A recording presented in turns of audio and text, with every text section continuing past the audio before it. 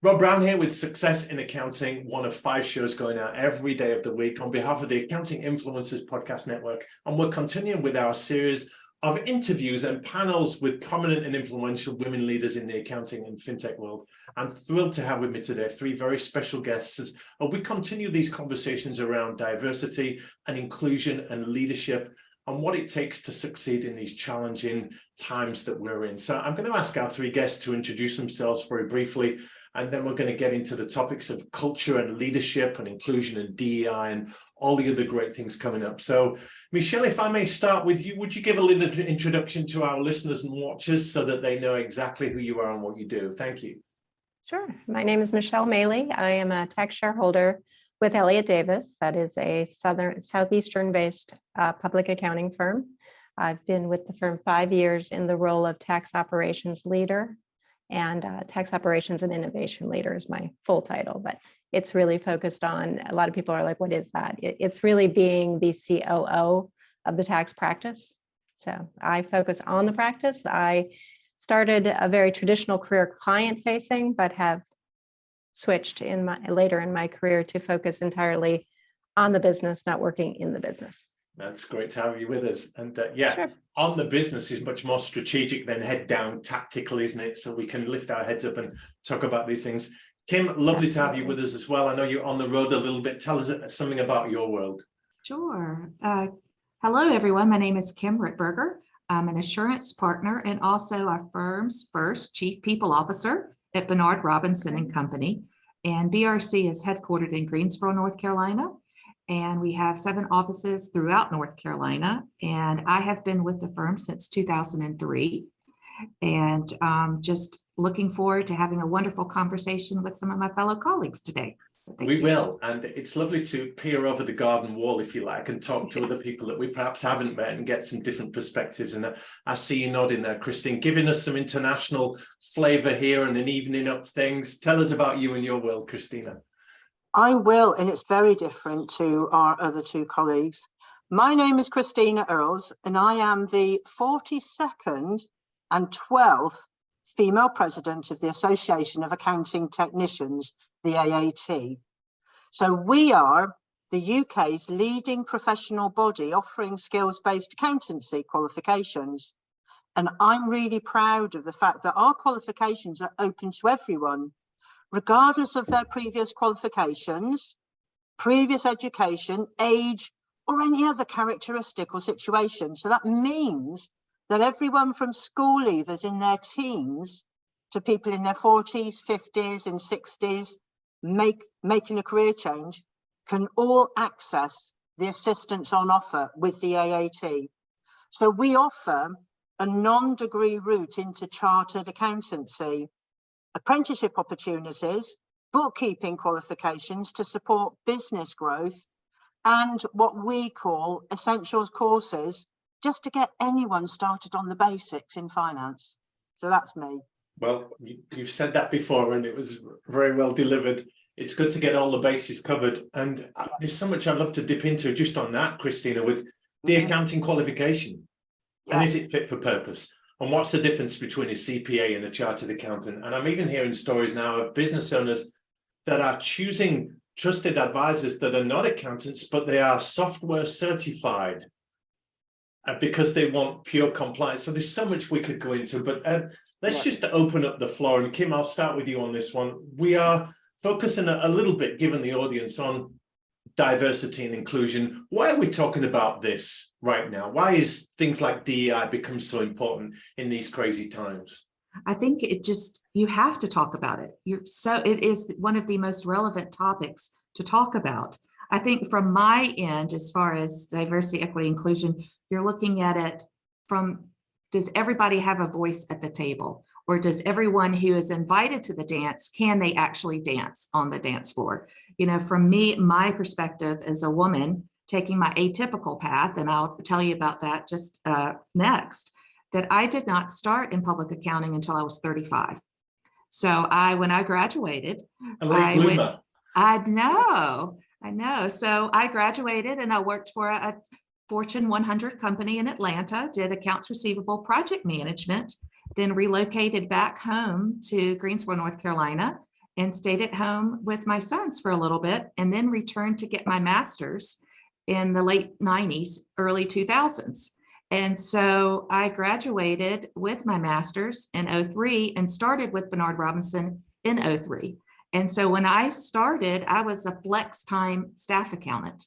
And so that was, even back then, BRC was very much on the edge of progressive and flexibility as for a firm. And as we've continued to grow over the years, we still are. So when you talk about like the allies, I grew up in the industry with plenty of male allies. And I didn't realize to be a woman in public accounting was anything different until I attended other associations or other conferences.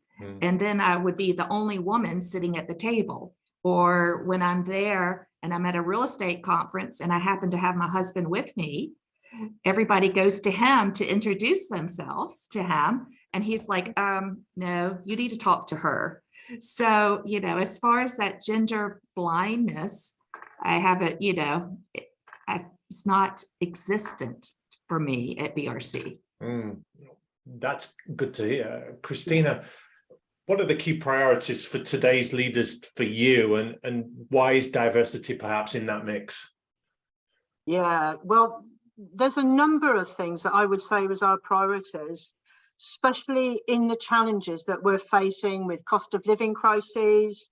So I think at the end of the day, because we are members of the accounting profession, we need to make sure we get the basics right for our clients, for our businesses. And that means that we're making sure that we're providing evidence-based information for our leaders to be making their decisions. So whether that's making sure we've got an accurate budget, monitoring costs, and the financial reporting that we do, we've got to get all of those things right first.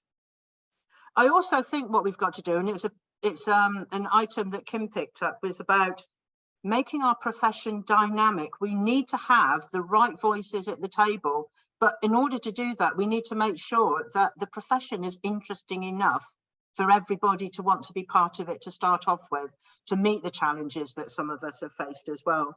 And I think that's a real challenge, to make sure that the talent can come to us rather than go to university, rather than go abroad, etc., etc. We also, I think, have to make sure that we can be the trusted advisors in business. So that means we've got to be and remain strong ethically, but also in order to give the advice for businesses around being sustainable as well. And I don't just mean the planet, that means that we have our people, who are our biggest assets, sustainable as well, which is looking after mental health, making sure that people feel valued when they come to work, that they can bring their whole selves to work.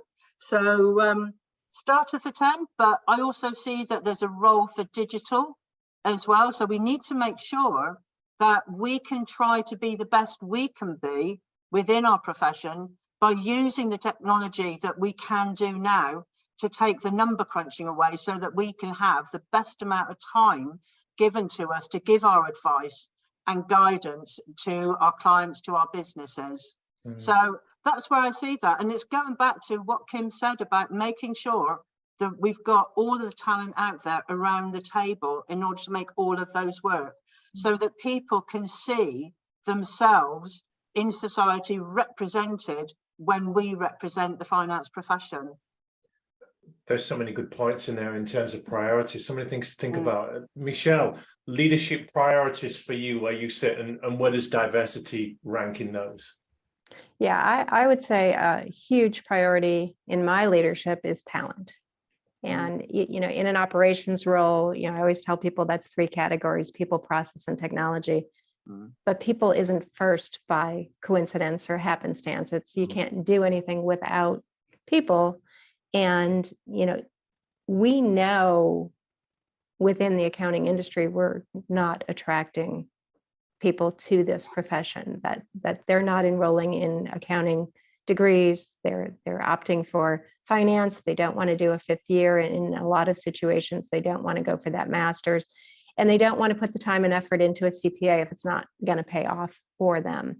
So, for me in this role that I'm in, and for the firm, talent is our key priority, and diversity, equity, and inclusion plays into that so much because the pool that we're pulling from changes each and every year. I am seeing more recently our interns coming in, our new hires coming in, it's even higher than 53%, coming into the industry. And when I look at that, it makes me as a leader feel more compelled to do whatever I can to keep them in this industry. So it's not just about attracting them, developing them, it's retaining them and showing them a path to leadership. And my personal style of leadership is empowerment. I want to give them that opportunity to show what they're made of and to be able to grow and to show us what they can do. And that is something I'm very passionate about in my leadership role, is just enabling and providing those opportunities for other women to grow in this profession. And I don't want them to be like me. I don't want them to be, I want them to be the best them that they can be. And until you just give them that opportunity to grow, whichever way they grow, let's play to their strengths. Let's not force them down a path that fits the firm's needs. Let's allow them to grow the way that they choose to grow, and they want to be happy doing that. So again, in my role, I'm always focused on trying to do things where people get choices, where people can flourish under the situation and circumstances that they're in. Well, let's camp here for a moment on the attractiveness of the accounting profession. Because if you're a young, smart person, the starting salary for a CPA or chartered accountant might be $50,000, $60,000 or pounds. If you're in the legal world, that would be upwards of 100,000, 120,000. So there's a discrepancy. Mm-hmm. We know that as well as attracting people into the profession, keeping them in there is a leak of good accounting talent into industry, into commerce, and out of private practice, public practice. That's another issue there. And then something you're all saying is the accounting profession has not necessarily been representative of the people it's trying to attract. Correct. So the old stale, male and pale approach of Christian white middle-aged men in pinstripe suits and bowler hats dictating the profession, that's the way it perhaps has been in the past, but it's certainly not representative now. And if you look at finally the business owners that are wanting representation from trusted advisors, they don't want to see a 55-year-old man if they're a 25-year-old female running a business and they're an entrepreneur. So let's just unpack that for a little bit, because we've got some time here. Do any of you want to come in on the attractiveness of the profession and what we need to be doing to make it more inclusive and appealing? Well, I could talk related to that. I'll just say, as far as the partners at BRC, we're 53% women at the senior leadership level. That's partners, women partners. That's unusual though, Kim, isn't it? Yes. Oh, absolutely. Very unusual. And talking about a culture of flexibility, similar to what Michelle said and Christina had said, it's really a one size fits one that we're looking at of how we want to develop our talent, whether male or female, what you want to do to empower them, to develop them, to make it attractive in public accounting and make it a sustainable profession, to show that you can start out as a staff accountant and you have the flexibility that's needed to work, to balance. And it's really the blend of work and your life, because you can't separate your personal life from your business life. They're just intermingled. And I think now with today's leadership, you're hearing about that and talking about it.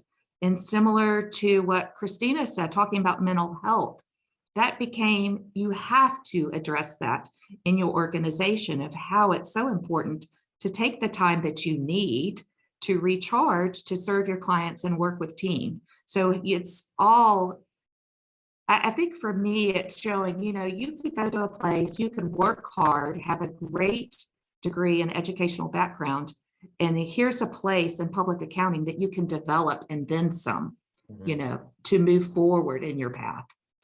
But Christina, we can't afford to chain new graduates to a desk for 10 to 15 years in the hope of making partner, or even take the degree element away from them and say there are other vocational routes here to accountancy if we don't make the job itself attractive. Absolutely. And that's where, sort of digital by default is going to be something that we need to use in order to get the number crunching that I had to start with doing decades ago, is taken away, because that's a boring bit, but that's also the bit that, you know, sort of seems to make the profession duller. We need to really push the value that you can give as an individual, that we have given lots of skills when it comes to them using their own professional judgment on, so they can see the individual value that they can bring. But we also need to make the profession attractive to show the scale of activities that you can do when you've got our qualifications. And I'm thinking about myself. I've worked all my life in the public sector, which means that I've worked for either local administration or national administration. And I think that's really exciting. But when I talk to one of my colleagues who set themselves up in business, they can't think of anything worse, being tied to that desk and helping other people.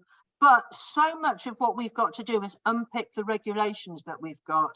And unfortunately, we need to have that regulations. So we need to make sure that people can understand the skills we give them is going to allow them to be adept at managing through that regulation and helping our colleagues that are not so skilled at that. So it's no more just trying to get people not afraid of the numbers. We've got to have our own people who are skilled at communication and communicating to people that do and understand the numbers, but those that don't, you know, because so much of where our economic wealth in society is going to be is by making sure that they can be sustainable in their businesses. And that means coming to us as the professionals to help them, you know. So we need to make sure that we can show, especially our next gen folk, that they might not be doing the same job in 5 years' time. They might be part of changing the nature of that job in 5 years' time. And so we need to make sure that people can be adept and see the qualifications that we give them will offer them scale, but give them the basics. Yeah, there's a lot in there. Michelle, anything to add to that? Yeah, I'll just say, I mean, I started in public accounting early 80s. And unlike Kim, I started at the age of 16. So it was something I've always done. I've always been a part of, and I've seen it change so much. You know, so I look at the first part of my career, and it was not traditional as to how I got into public accounting at all. But I was still very aware of the surroundings I was in, and I saw people very micromanaged. I saw, you know, it was very male dominated. There were a lot of women, but women did administrative jobs. Women were paraprofessionals. I don't think there were any women in leadership, actually, when I think back on it. I think it was about the point that I was a tax senior. I had changed firms and went to what I felt was a very progressive firm. And that firm had a number of women partners that were women partners, but also on flex schedules. And trust me, that was 1994. Flex was, what was flex, right? So, I mean, it was a very progressive concept. But one of the things that I have seen over time, and it's changed, is the flexibility that the accounting industry brings, particularly public accounting. And if you are somebody who works hard and can be trusted and is a great communicator, you can pretty much work whenever it works for you. So you have the flexibility, particularly on the tax side. My focus has always been tax. There are periods where you are absolutely bogged down with deadlines and things that you have to do. But I have never, you know, I raised 2 children in this profession, and I never stopped working full time. I never missed a school party. I never missed an event because I had the flexibility to step away, and I was trusted and respected within my firms. If I wasn't there, nobody panicked because I was going to get it done. And, you know, it was just a matter of communicating, hey, I'm not going to be around, but I've got this, or it's already done, or I'm going to get it to you. So I see that opportunity, and it's there. But I think for a lot of people, particularly women coming into public accounting, where I see them drop off is when they want to start a family. They start with I'm flex, and then I think they start to feel a lot of guilt, because I always tell a working woman, don't hang around with non-working women, because that's the worst thing you could possibly do, because you're trying to, it's not apples to apples. You can never be in the same place. But that is one thing I think about public accounting that is not well known for women. And I try to really coach people at the senior manager level when they're approaching that leadership opportunity. That's where I'm seeing them depart. And it's really frustrating is the word that comes to mind, because they are so close. And in my opinion, they're bowing out. So I'm trying to give them compelling reasons to stay, because there is so much opportunity. And I always said, you're treated like a professional, because you don't need to be micromanaged. And you know, I think this profession does offer a lot of that to the people, particularly women, that are able to stick it out. Well, you mentioned there that almost that fork in the road of, as a woman, what happens when family comes along, if you get married and kids come into the equation. So we then speak to your journeys, and that speaks to your leadership style, what you experience coming in. So Kimberly, I'll ask you, you talked a little bit about your career path, but how has that influenced your leadership style, and have kids figured in your trajectory to the top? Oh, absolutely. So when I started, my sons were 4th grade and in 2nd grade. And I did not, similar to Michelle, as they progressed, I did not miss a swim meet, a football game, any of that. It was a balance of even driving swim team carpool or football carpools, knowing that the team members that I worked with, they knew I was going to get the job done and serve our clients. And so to have that flexibility, it was huge. And I think too, for me, I needed in my leadership style to give myself grace that I couldn't, I call it recovering perfectionist. You know, I wasn't going to maybe check off every single thing on my personal to-do list. And what did it really matter in life? What was important? My sons, my family, my extended family, and my job. I love that. So just to realize it's not going to be perfect all the time, but that's okay. It's pretty good life and pretty blessed as far as progressing through the path. And then, you know, meeting someone where they are at each stage of their life, knowing that now that I'm empty nester, it's so much flexibility as far as where I can may travel or whatever may need to happen. So just realizing, you know, at someone right now, maybe at home with young children and may not want to travel as much, that's perfectly fine. You know, most of our travel for our audit is within our local office. We're not traveling across, you know, the United States. So really saying, you know, if you need to be at those school events, that's okay. Give yourself the grace to be at that and let that guilt that we all have as women, just let go of it. And it's okay. And Christina, certainly here in the UK, I was brought up by my mum by and large. My dad was around, but she was a stay-at-home mum. So I had that mum around all the time, but it's not unusual these days for a dad or a male accountant to say, I'm not coming in until 12 today because I'm taking the kids to school and doing this, or I'm leaving early. And we've got a more equitable world in that respect. Talk to us a little bit about your journey and your leadership style. I will do. And talking about my mum, she was of a generation where the eldest daughter, which I was the one that stayed at home to look after her. Right. So I had parents that didn't have any ambition for me and didn't want me to leave where I grew up. Wow. And in a way, because of the attitude that they had, I was probably even more determined to leave as soon as I could and take control of my own life, which started, what I didn't know at the time was my resilience journey, because I think it's the resilience that I developed in those early years has helped me as I've got on. So I've never seen that my journey has been to the top. And indeed, what's interesting is I seem to do okay in my career eventually, even though I had plenty of people telling me not to do things. Almost was like a red rag to a bull, made me even more determined to not only give my own self options, but make sure that in my career style and leadership style, I made sure that other people had options, because I realized how much that made a difference to me. It was only when I had my son at the tender age of 37 that my career stopped. And very shortly after that, I became a single mum as well, having to manage just to keep a roof over my head, which tends to change your attitude to whether you're having a career or not.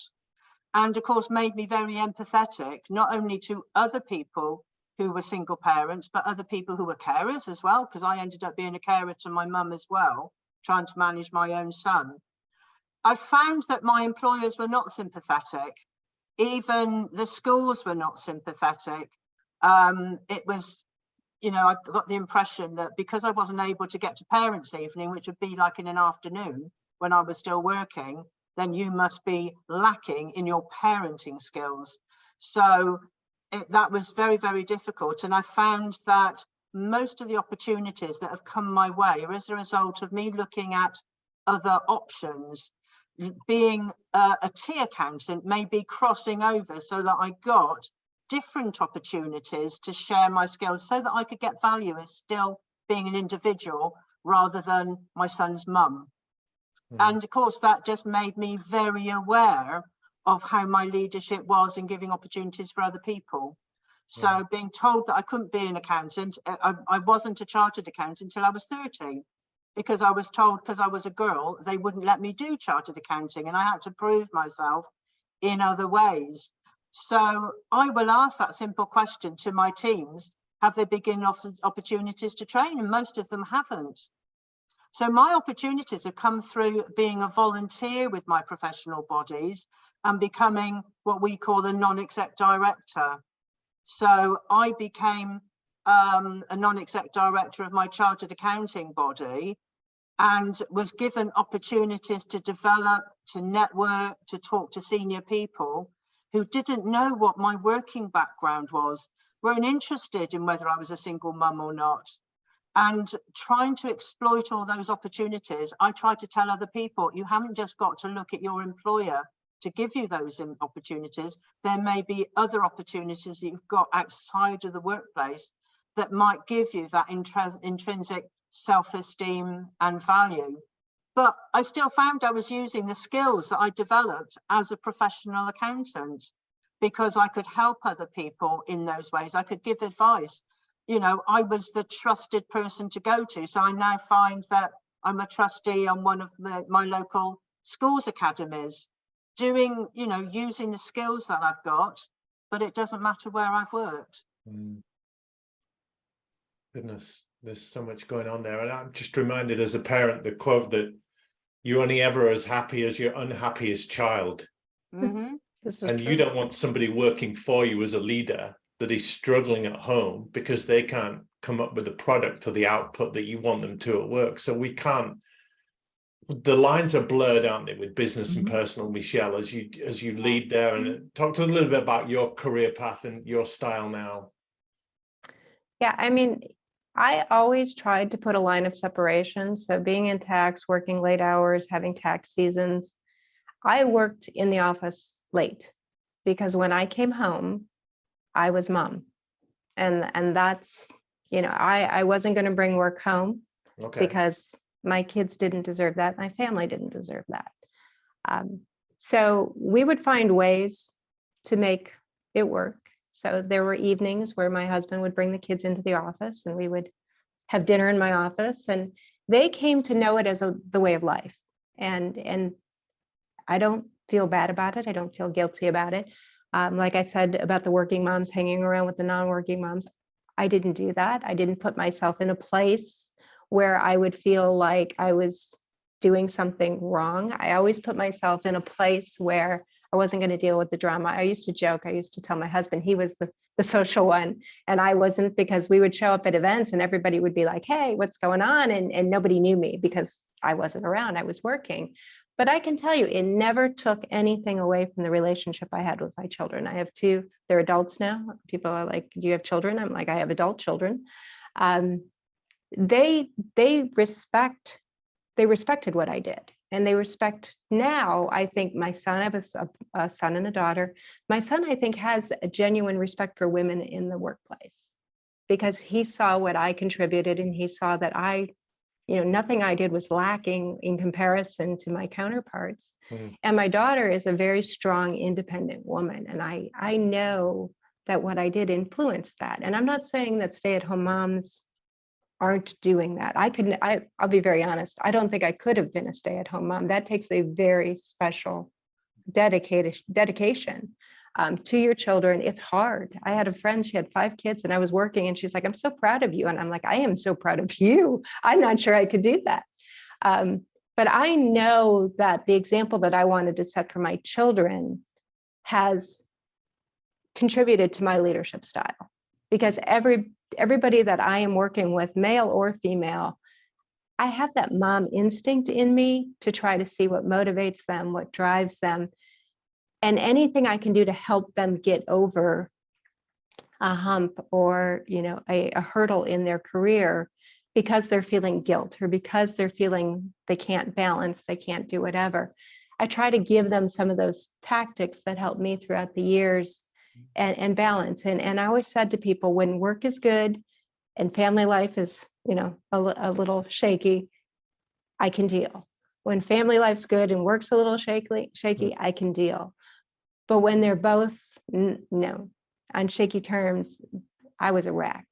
Yeah. But I think at some point in this conversation, you have to be good with you before you can contribute 100% to anybody, whether it's your children, your employer, or anybody else. So I've spent a lot of time, and I'm sure these other wonderful ladies have too, coaching myself. Like, I am doing the very best I can do.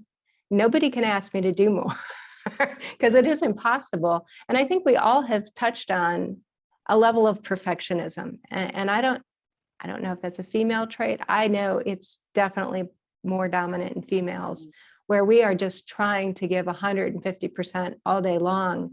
And I think part of that does come from trying to prove yourself, particularly when you're in an environment where you're the minority, you're not in the majority, and you're looking around the table feeling like I'm not worthy, but you don't want to say that, you don't want to show that, you don't want to accept that. And I think that's what's always driven me, is not wanting to accept that. I always expected more of myself, and it was a bar I set for myself, not necessarily for everybody else.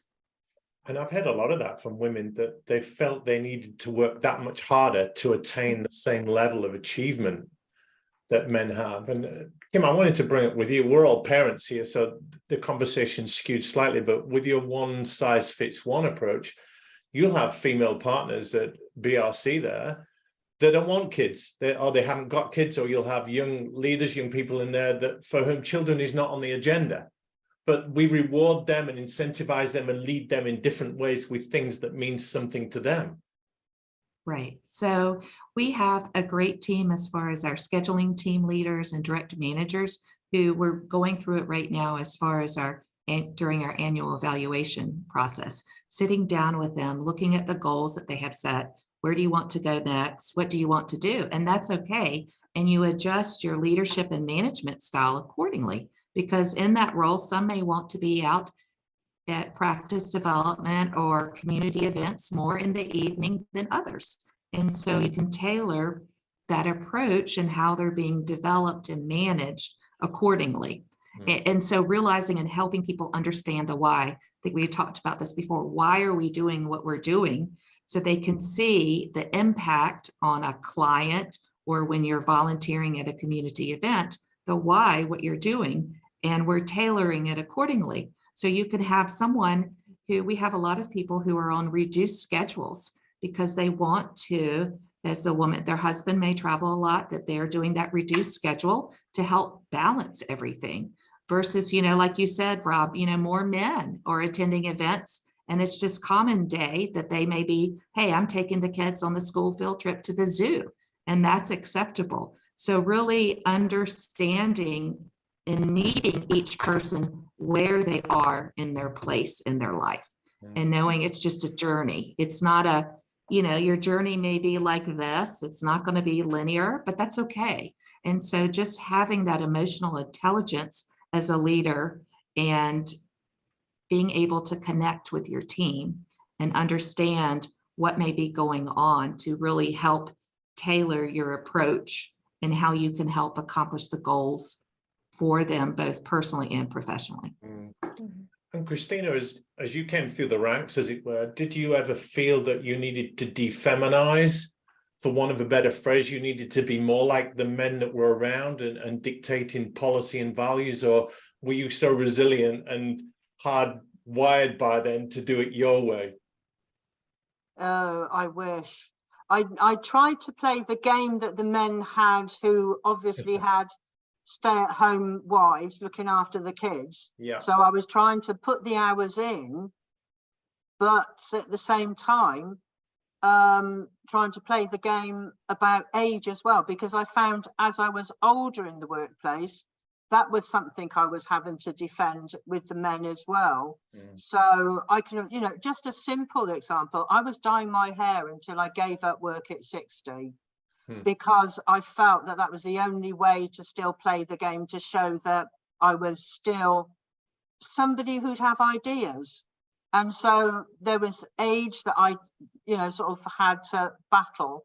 And the men, it didn't matter with them. They would even turn up scruffy. And yet I felt as though I had to always be professional, make sure I looked good, and work harder. So I like that, working harder than smarter. I never learnt that properly until it was too late, and until I suffered burnout and had mental health issues as a result of it, because I couldn't cope with the fact that other people didn't want the best for you. They were looking after the best for them. And it didn't factor in where I was working and with the employers, that I was part of, sort of moving forward and being given opportunities. But what I learned was that I couldn't allow that to go on, because unless I took a stand with my own team, my own staff, it was going to be always like that. So I always tried to work doubly hard, try to understand about the HR side of things, be very empathetic to my staff. And sometimes that also cost as well. So there was very, very little time for me. And like I said, I only learned very later on in my career about putting myself first and my own mental health first. And that was probably too late then. Goodness, yes. And thank you for your honesty. I appreciate these stories. Mental resilience does come out here. And I like to talk about culture and how we as leaders set the environment, the temperature, the values of inclusion, and how we allow people to be vulnerable. You as leaders, you're expressing vulnerability. I've done a podcast before with a guy, former Big Four accounting professional, that tried to take his own life because he was struggling with the pressure, but there was nowhere he could turn. He couldn't admit that he was weak. He couldn't admit that he was struggling under the workload, because that sign of weakness means your career is pretty much over. So, Michelle, let's start with you on this one. How do you go about setting culture that gives everybody a chance, gives everybody a shot at the title, if you like? Yeah, I think Christina mentioned earlier about making people feel valued. And I think when they feel valued and invested in, they're more willing to be vulnerable and to share where they may be struggling. I think there's a lot of people that just put up a really strong front, and they're never going to let you know where they're at, because it shows a sign of weakness. So I like the fact that we have a very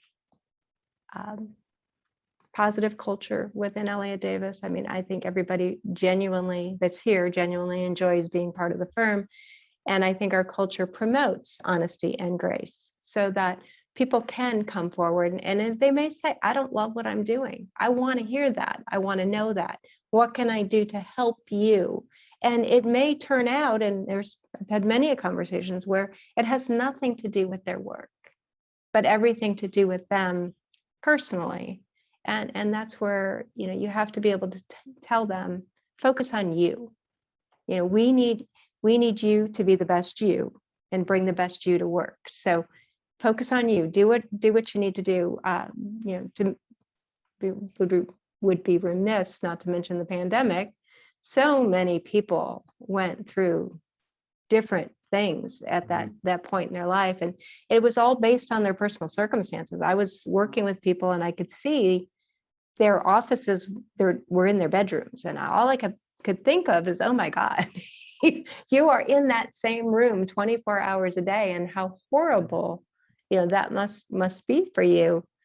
But we also, as a firm, we were making phone calls to people, and they weren't checking in on their work, they were checking in on them.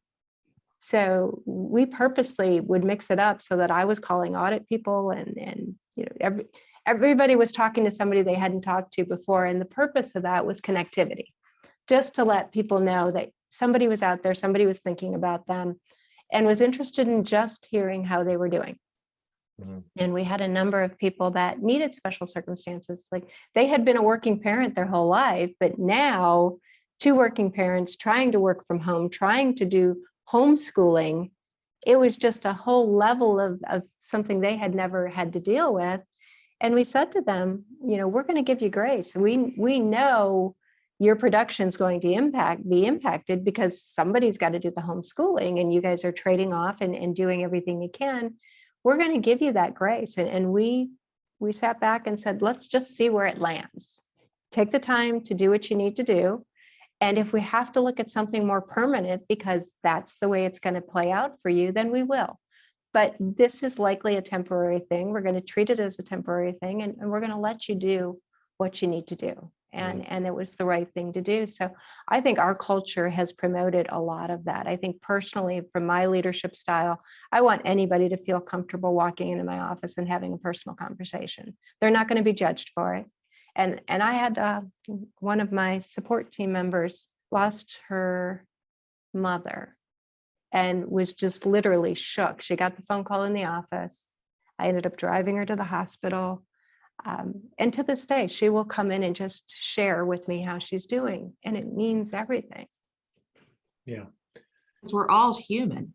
We may deal with numbers, but it really is the human aspect of us, and following the golden rule. Do unto others as you would have them do unto you. Just taking care of your people. So, and I'm sure your team member that happened, like you said, the extreme loyalty that they have, and they want to go above and beyond to help out, and I experienced something similar at BRC. And, in mid-February, that I had a personal family emergency where I had to leave unexpectedly to be there with my family, and it's crunch time. And the partner team were like, no, we've got this. Take care of your family. And so I think just remembering as we continue to evolve and grow, we're all just humans. Yeah.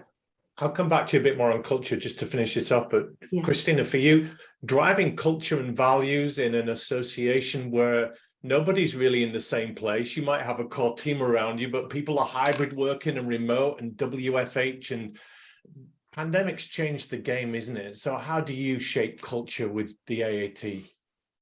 I think at the end of the day, what we're trying to do is make sure everybody feels valued and feels that they have a purpose that they can add, whether they are working for the AAT or whether they are members of the AAT. So I think that purpose is really important, but also what we want to try and do is make sure everybody realizes the options that they're given, and that we want people to be able to sort of share what their views are and to feel that they can challenge. So again, by people feeling as though that they're in charge of their own selves and how they bring themselves to work, we're going to get much more authenticity than maybe what I've experienced in my own career. And that is something which I really cherish and I value.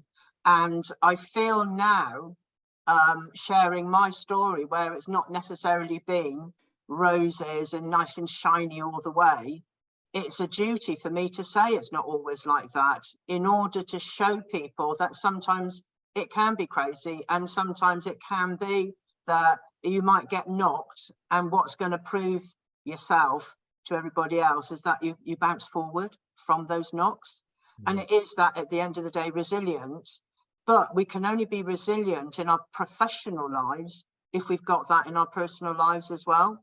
And that might be the only bit of selfishness that we want people to have, because I try to tell people you've got to look after yourself first in order for you to be able to look after everybody else and to be able to come into work to be at 100% of your game. Because if you are suffering, and you know, we care about that now and we can do something about that to help you.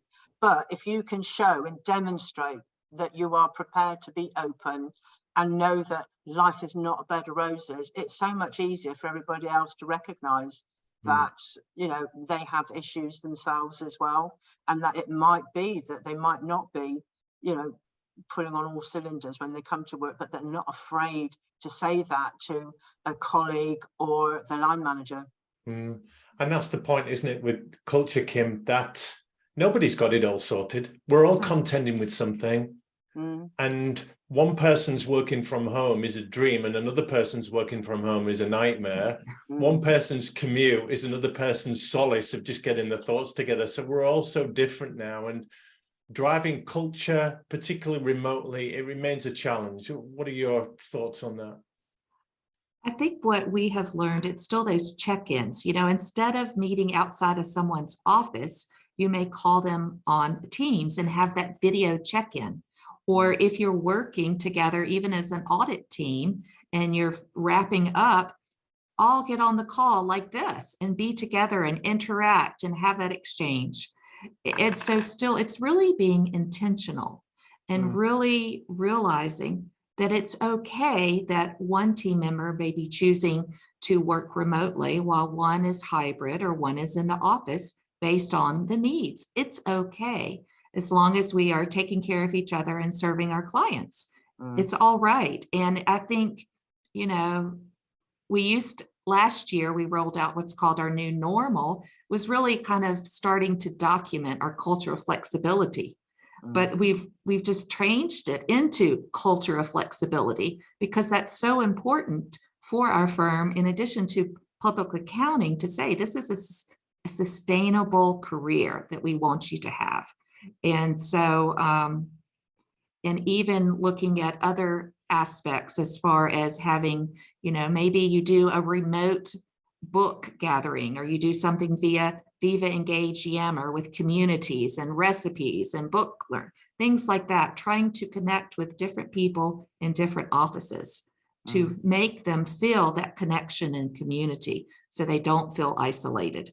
Because then, you know, BRC, just like any, I'm sure like with Michelle at Elliott Davis and Christina and her organization, it's still a family. It's your business family that you're taking care of as a leader. And if we don't get ourselves right, as you're saying, it's the old adage of when you're in an airplane that's going down, you put your own oxygen mask on first, don't you? And then, So true. and only then do you look after other people. We've all heard that story, but it rings true. This has been a wonderfully candid conversation. I'd like to just bring it to a close with some final remarks from you all on leadership tips for people coming through the ranks, and even people in leadership roles right now that are, I wouldn't say struggling to get to grips with what it takes to lead well in these challenging, uncertain times, but we can all raise our game. We can all upskill. Nobody's got it all sorted, like I said. So, Christina, let's start with you on this one. What 2 or 3 career or life tips would you give, particularly women out there that want to lead and make a difference? I'd say, first of all, be authentic and open. Don't try to pretend to be anything else, because it's not going to work. I think you the get other found thing out, won't you? You get found out, that's right, yeah. But I also think as well that we've got to try to emphasize the real skill that is being resilient and being courageous sometimes in making those decisions. One of the things that I have found really valuable is the stories that I hear from other people, which has encouraged me to say about my story too, in order to sort of share that courage and resilience that we need. But I think, like we've all said, especially sort of yourself, Michelle, be kind to yourself. We've got to make sure that if we don't look after ourselves, we're not going to be able to look after other people. So don't be afraid to have that massage. Don't be afraid to go out for that run. don't be afraid to have that gin at the end of the night, just to give yourself that little bit of peace where you can just reflect. I think that's really important. Be kind to yourself. Does chocolate come into that as well, Christina? Is that allowed? Absolutely. Okay. Given, that's a given. And we're talking here about a more compassionate style of leadership in the past.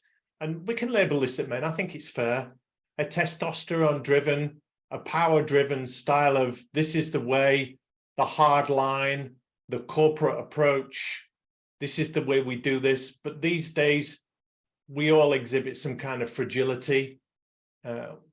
We've got mental resilience high on everyone's agenda. We're hearing of mental well-being and mental first aiders in professional situations now, not to help people that fall over with a broken leg, but to help people that have a bit of a meltdown. Mm-hmm. They have a bit of a wobble, if you like. So we're coming into very different times where perhaps a more feminine, compassionate, inclusive, vulnerable, caring style of leadership, arm around the shoulder, and giving people a chance and an ear to talk about the non-work stuff. That may be the roadmap forward. Michelle, what are your career tips for our listeners and watchers here today? And just to your point right there, Rob, I don't know that it's compassion, and I don't know that it's just feminine. I think it's empathy. Yes.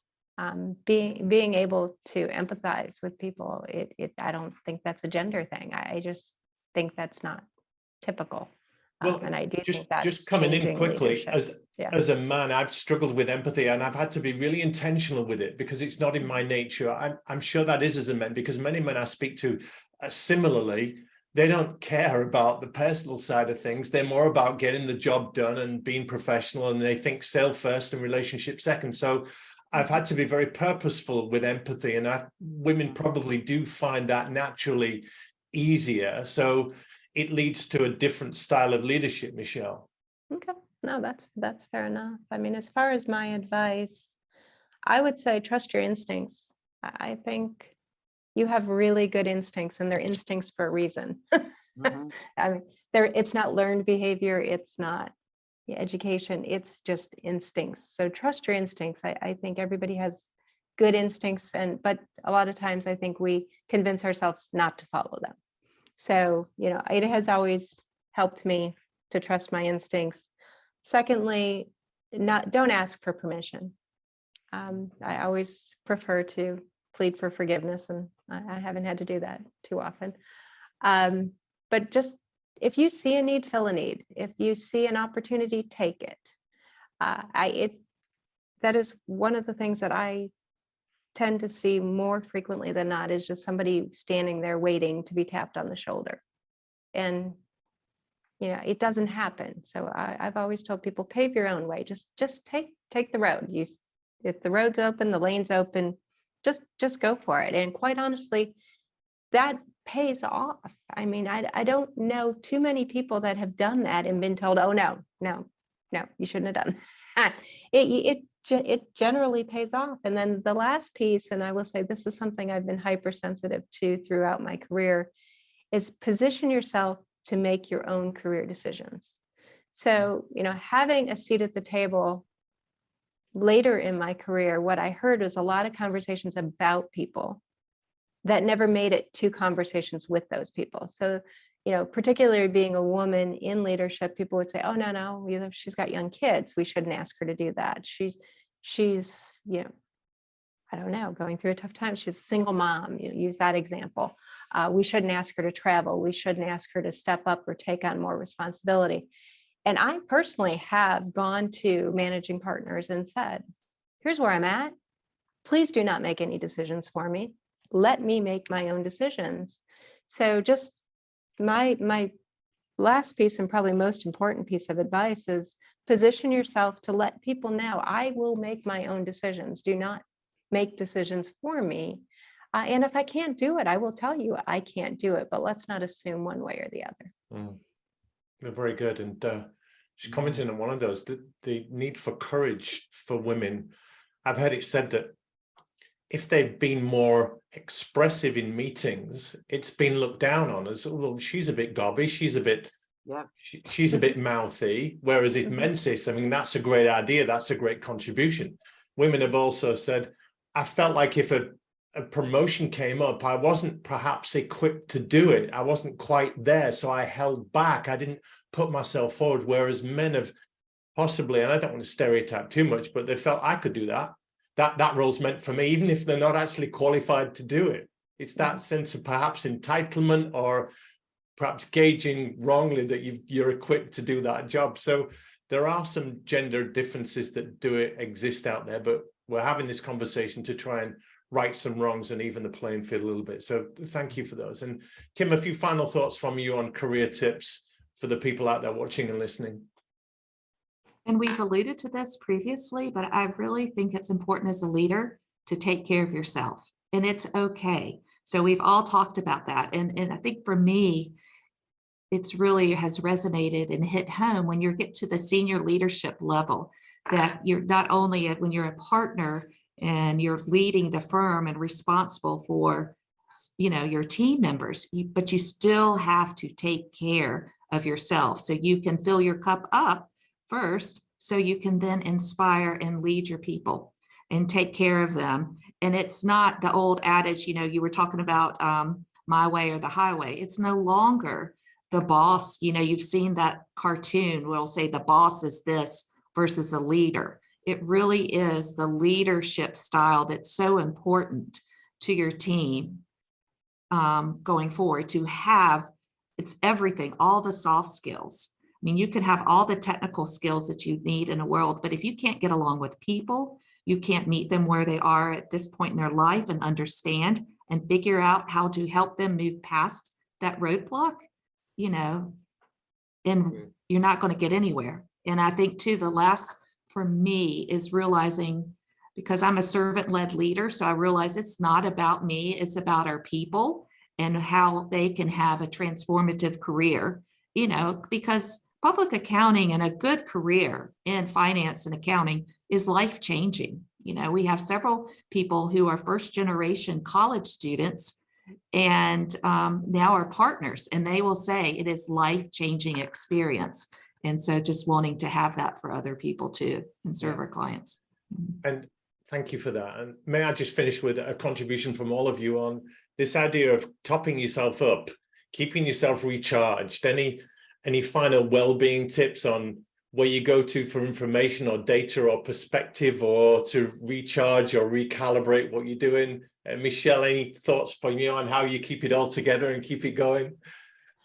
I find that I just like moments of silence. So, people like TV's on, they like noise around them. I like silence. So, I look for opportunities to be alone in my thoughts. That's kind of There's where not a I lot of go. silence around in this noisy world that we're in now, Michelle. It's always There on. isn't. So that's why when I get it, I really embrace it. And I will just, sometimes it's going to sound really weird, but sometimes I just need to say things out loud so my brain can process them and I can work through my thoughts. But yeah, I don't tend to go to podcasts and books for advice. I tend to try to just work Process. things out in my own. Yeah. What about you, Kim? How do you recharge your batteries? I love the silence, when you're going and you're on the phone nonstop or calls, at the end of the day, you do need that silence. And I have a Fitbit now. And so it's like, okay, it's time to get up and it's time to move around instead of being just at the computer all the time, and just taking those nature walks and just enjoying that time, even if it may be just 20 or 30 minutes. It's good, just take that time. Well, I'm getting schooled right here because I was brought up to believe that women love talking and love being in conversation all the time, and the silence is uncomfortable. So that's great. Christina, how do you stay recharged in this challenging world? Final thoughts? Oh, very similar to these lovely ladies. I do two things. I swim and I walk the dog. Right. The swimming, it's just my heartbeat I can hear in the splashing of the water, which is very calming. But because I'm concentrating on my breathing, I'm getting rid of all of those negative thoughts in my head. And that's where I need that space.